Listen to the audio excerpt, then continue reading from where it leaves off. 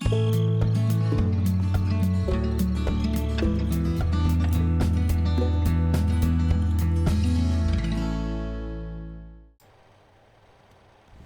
to Thueringer for Farming Simulator 15. We now continue in our reading of My Antonia by Willa Cather in Book 4, Part 3. I slept that night in the room I used to have when I was a little boy, with the summer wind blowing in at the windows, bringing the smell of the ripe fields. I lay awake and watched the moonlight shining over the barn and the stacks and the pond and the windmill making its old dark shadow against the blue sky. Part 4. The next afternoon I walked over to the Shimerdises.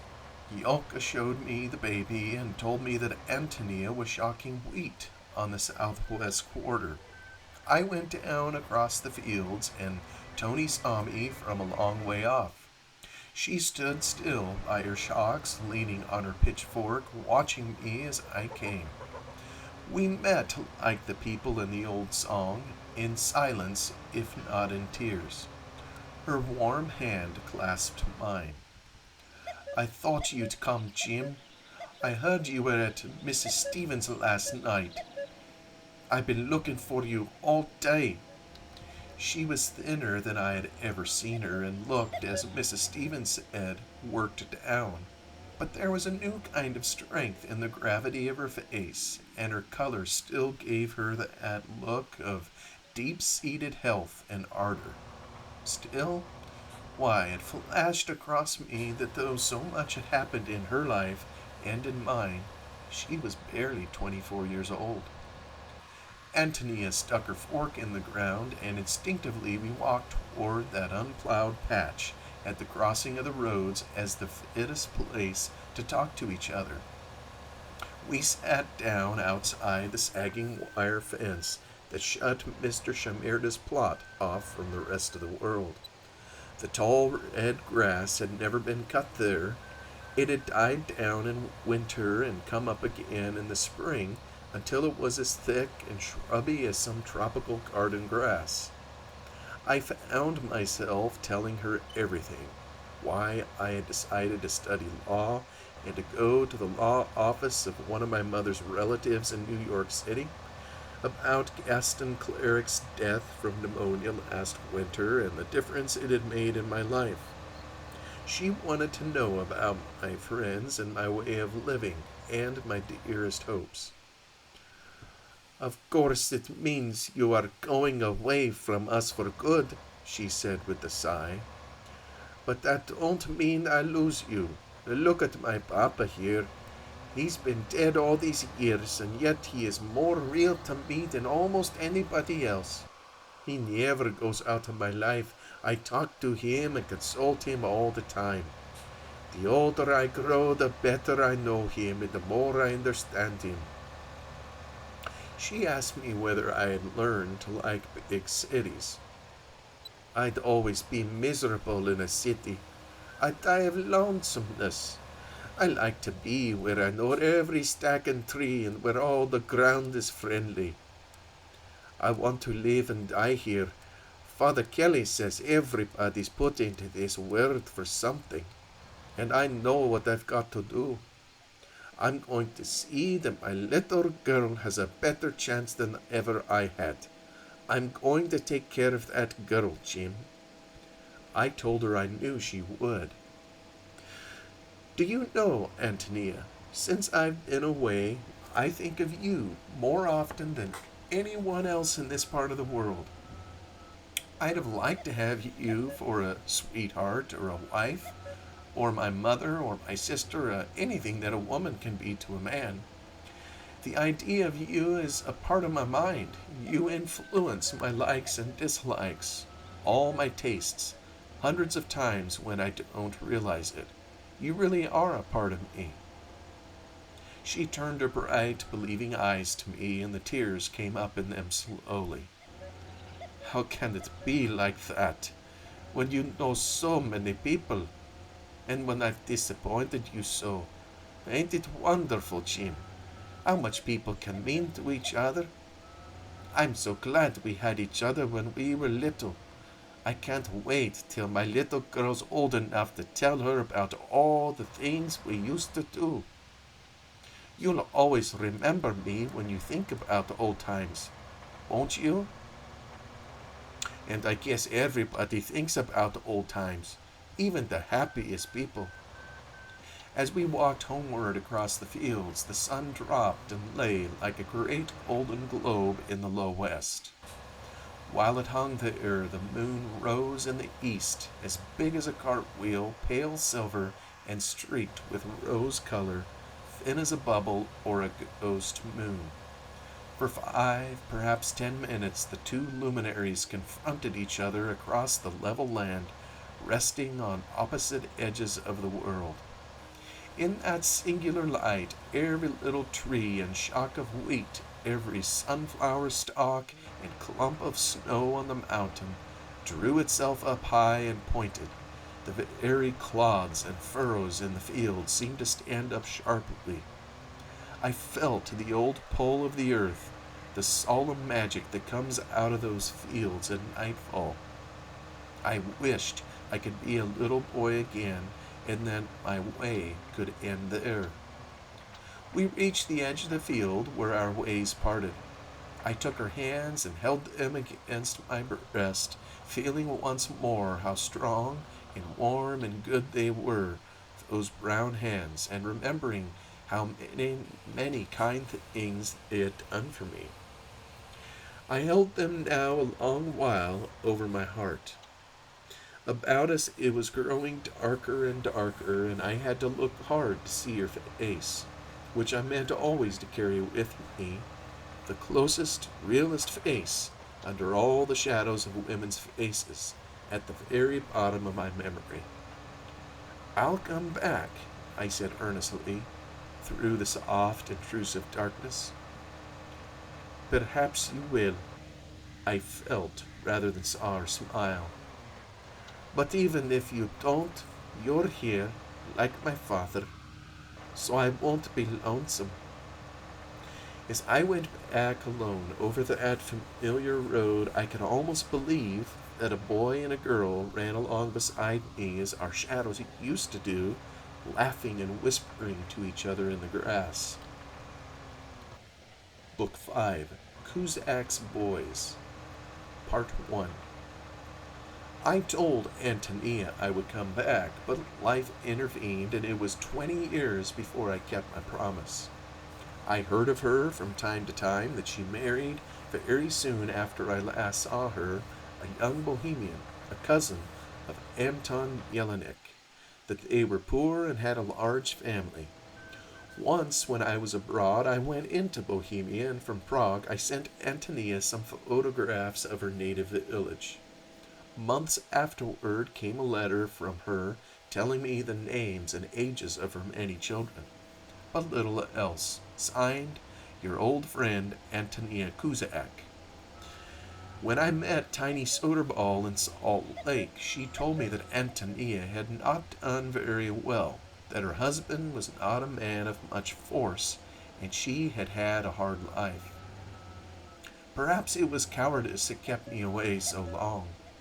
My business took me west several times every year, and it was always in the back of my mind that I would stop in Nebraska someday and go to see Antonia, but I kept putting it off until the next trip. I did not want to find her aged and broken. I really dreaded it. In the course of 20 crowded years, one parts with many illusions. I did not wish to lose the early ones. Some memories are realities and are better than anything that can ever happen to one again. I owe it to Lena Lingard that I went to see Antonia at last. I was in San Francisco 2 summers ago when both Lena and Tiny Soderball were in town. Tiny lives in a house of her own, and Lena's shop is in an apartment house just around the corner. It interested me after so many years to see the two women together. Tiny audits Lena's accounts occasionally and invests her money for her, and Lena apparently takes care that Tiny doesn't grow too miserly. If there's anything I can't stand, she said to me in Tiny's presence, it's a shabby rich woman. Tiny smiled grimly and assured me that Lena would never be either shabby or rich. And I don't want to be, the other agreed complacently. Lena gave me a cheerful account of Antonia and urged me to make her a visit. You really ought to go, Jim. It would be such a satisfaction to her. Never mind what Tiny says. There's nothing the matter with Cusack. You'd like him. He isn't a hustler, but a rough man would never have suited Tony. Tony has nice children, 10 or 11 of them by this time, I guess. I shouldn't care for a family of that size myself, but somehow it's just right for Tony. She'd love to show them to you. On my way east, I broke my journey at Hastings in Nebraska and set off with an open buggy and a fairly good livery team to find the Cusack farm. At a little past midday, I knew I must be nearing my destination. Set back on a swell of land at my right, I saw a wide farmhouse with a red barn and an ash grove and cattle yards in front that sloped down to the high road. I drew up my horses and was wondering whether I should drive in here when I heard low voices. Ahead of me, in a plum thicket beside the road, I saw 2 boys bending over a dead dog. The little one, not more than 4 or 5, was on his knees, his hands folded, and his close-clipped bare head drooping forward in deep dejection. The other stood beside him, a hand on his shoulder, and was comforting him in a language I had not heard for a long while. When I stopped my horses opposite them, the older boy took his brother by the hand and came toward me. He, too, looked grave. This was evidently a sad afternoon for them. "Are you Mrs. Cusack's boys?" I asked. The younger one did not look up. He was submerged in his own feelings, but his brother met me with intelligent gray eyes. "Yes, sir." "Does she live up there on the hill? I'm going to see her. Get in and ride up with me." He glanced at his reluctant little brother. "I guess we better walk, but we'll open the gate for you." I drove along the side road, and they followed slowly behind. When I pulled up at the windmill, another boy, barefooted and curly-headed, ran out of the barn to tie my team for me. He was a handsome one, this chap, fair-skinned and freckled, with red cheeks and a ruddy pelt as thick as a lamb's wool, growing down his neck in little tufts. He tied my team with 2 flourishes of his hands and nodded when I asked if his mother was at home. As he glanced at me, his face dimpled with a seizure of irrelevant merriment, and he shot up the windmill tower with a lightness that struck me as disdainful. I knew he was peering down at me as I walked toward the house. Ducks and geese ran quacking across my path. White cats were sunning themselves among yellow pumpkins on the porch steps. I looked through the wire screen into a big, light kitchen with a white floor.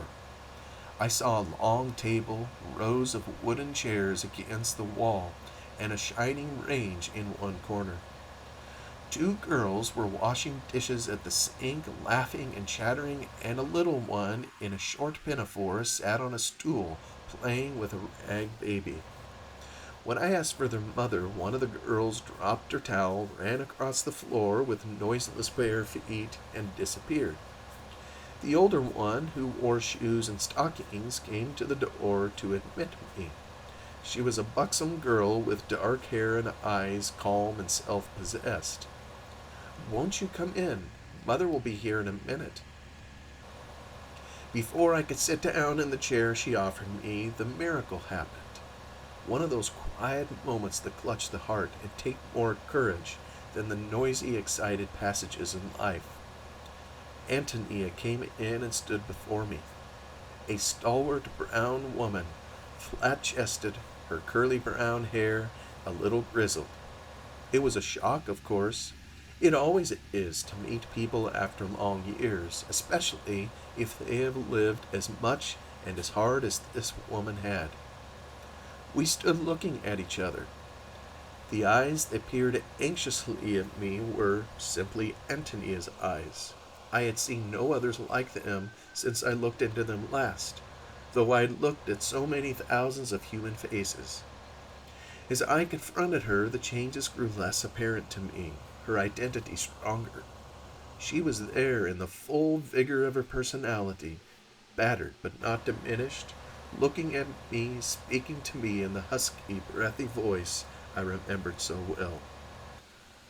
"My husband not at home, sir. Can I do anything?" "Don't you remember me, Antonia? Have I changed so much?"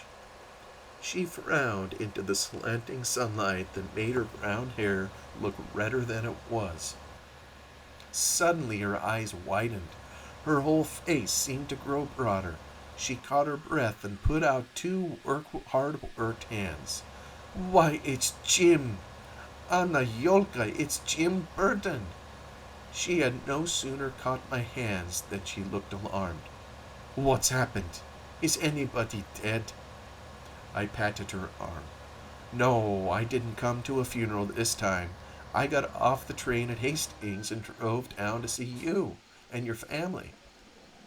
She dropped my hand and began rushing about. "Anton, Yolka, Nina, where are you all? Run, Anna, and hunt for the boys. They're off looking for that dog somewhere. And call Leo. Where is that Leo?"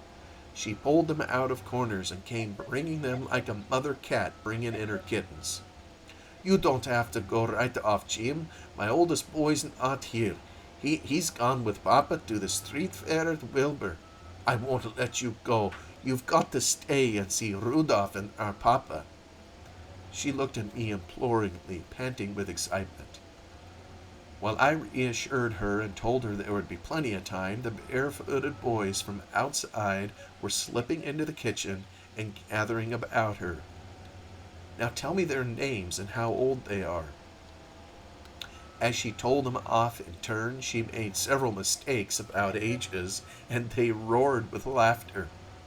When she came to my light-footed friend of the windmill, she said, This is Leo, and he's old enough to be better than he is." He ran up to her and butted her playfully with his curly head, like a little ram, but his voice was quite desperate. "You forgot. You always forget mine. It's mean. Please tell him, Mother." He clenched his fists in vexation and looked up at her impetuously. She wound her forefinger in his yellow fleece and pulled it, watching him. "Well, how old are you?" "I'm 12, he panted, looking not at me but at her. "I'm 12 years old, and I was born on Easter Day." She nodded to me. "It's true, he was an Easter baby." The children all looked at me as if they expected me to exhibit astonishment or delight at this information. Clearly they were proud of each other and of being so many. When they had all been introduced, Anna, the eldest daughter, who had met me at the door, scattered them gently and came bringing a white apron which she tied around her mother's waist. "Now, Mother, sit down and talk to Mr. Burton. We'll finish the dishes quietly and not disturb you." Antonia looked about, quite distracted. Yes, child, but why don't we take him to the parlor? Now that we got a nice parlor for company?" The daughter laughed indulgently and took my hat from me. "Well, you're here now, Mother, and if you talk here, Yolka and I can listen too. You can show him the parlor after a while." She smiled at me and went back to the dishes with her sister. The little girl with the rag doll found a place on the bottom step of an enclosed back stairway and sat with her toes curled up, looking out at us expectantly. "She's Nina, after Nina Harling," Antonia explained. "Ain't her eyes like Nina's, I declare, Jim. I love you children almost as much as I love my own." These children know all about you and Charlie and Sally, like as if they'd grown up with you. I can't think of what I want to say. You've got me so stirred up. And then I forgot my English so. I don't often talk it anymore. I tell the children I used to speak real well. She said they always spoke Bohemian at home. The little ones could not speak English at all, didn't learn it until they went to school. I can't believe it's you sitting here in my own kitchen. You wouldn't have known me, would you, Jim? You've kept so young yourself. But it's easier for a man. I can't see how my Anton looks any older than the day I married him. His teeth have kept so nice. I haven't got many left, but I feel just as young as I used to, and I can do as much work. Oh, we don't have to work so hard now. We've got plenty to help us, Papa and me. And how many have you got, Jim? When I told her I had no children, she seemed embarrassed. Oh, ain't that too bad? Maybe you should take one of my bad ones now. That Leo, he's the worst of all. She leaned toward me with a smile. And I love him the best, she whispered. Mother, the two girls murmured reproachfully from the dishes. Antonia threw up her head and laughed. I can't help it, you know I do. Maybe it's because he came on Easter Day, I don't know. And he's never out of mischief 1 minute. I was thinking as I watched her how little it mattered about her teeth, for instance. I know so many women who have kept all the things that she had lost, but whose inner glow has faded.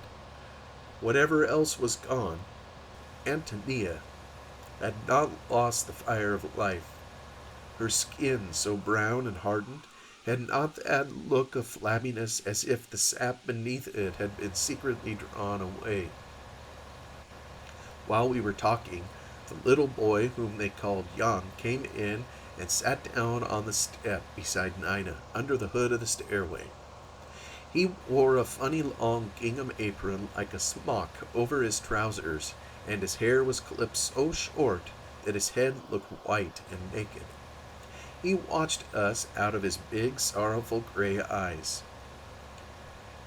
He wants to tell you about the dog, Mother. They found it dead, Anna said as she passed us on her way to the cupboard. Antonia beckoned the boy to her.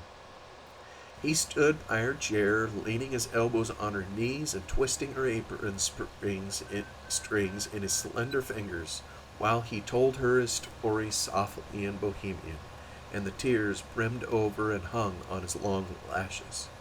His mother listened, spoke soothingly to him, and in a whisper promised him something that made him give her a quick, teary smile. He slipped away and whispered his secret to Nina, sitting close to her and talking behind his hand. When Anna finished her work and had washed her hands, she came and stood behind her mother's chair. "Why don't we show Mr. Burden our new fruit cave?" she said.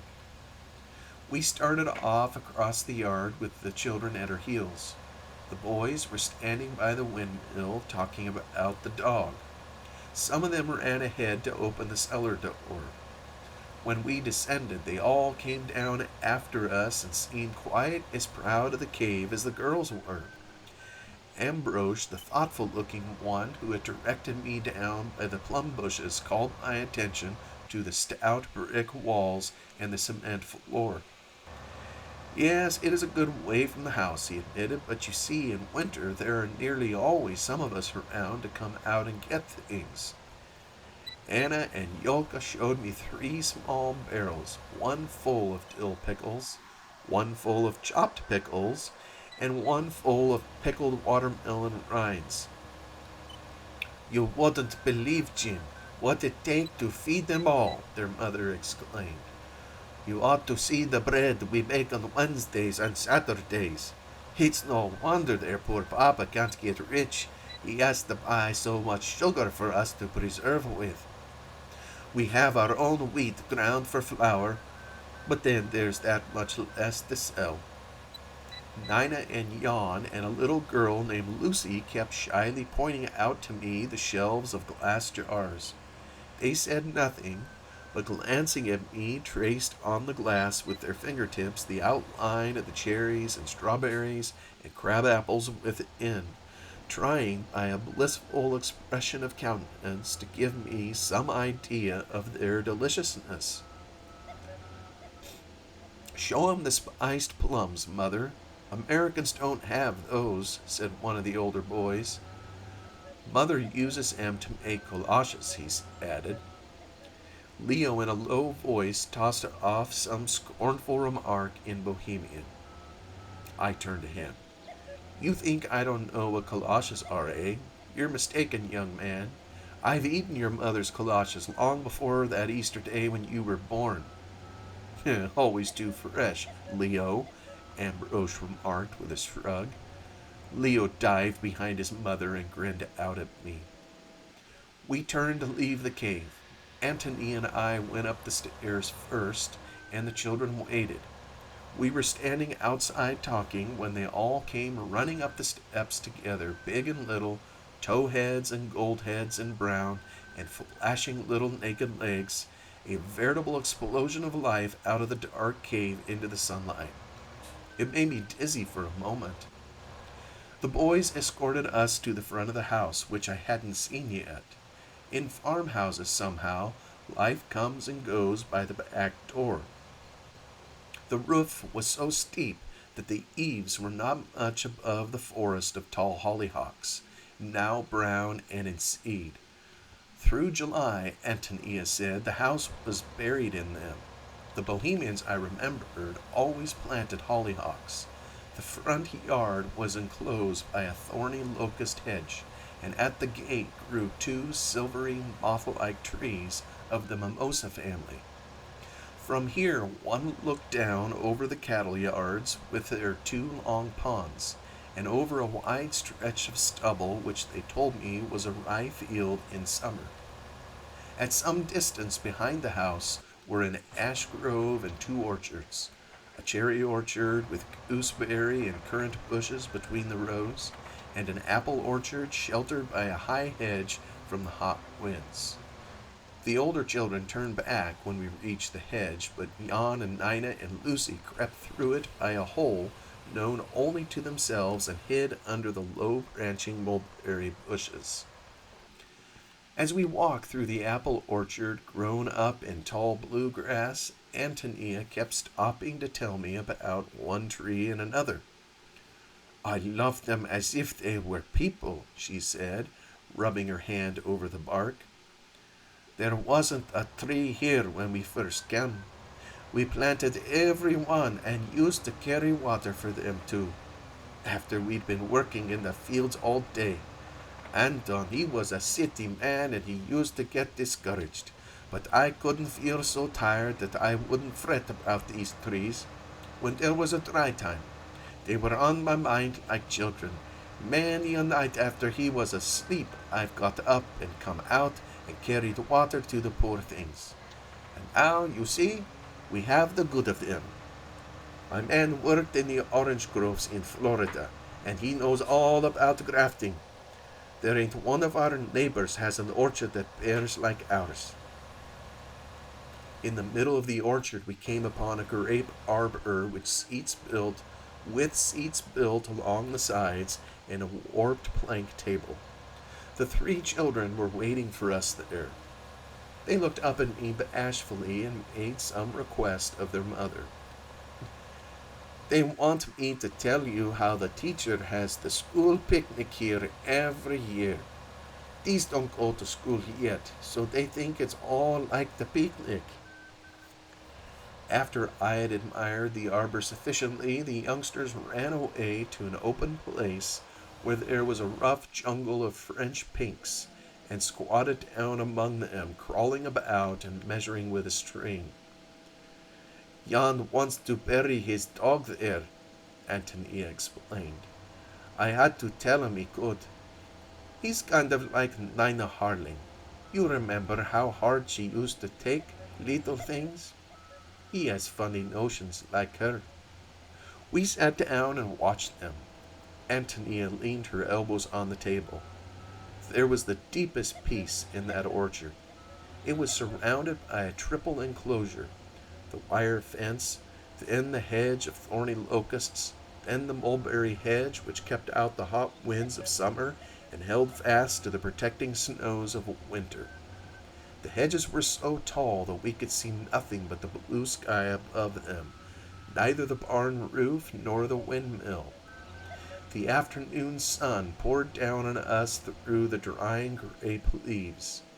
The orchard seemed full of sun, like a cup, and we could smell the ripe apples on the trees. The crabs hung on the branches as thick as beads on a string, purple red with a thin silvery glaze on them.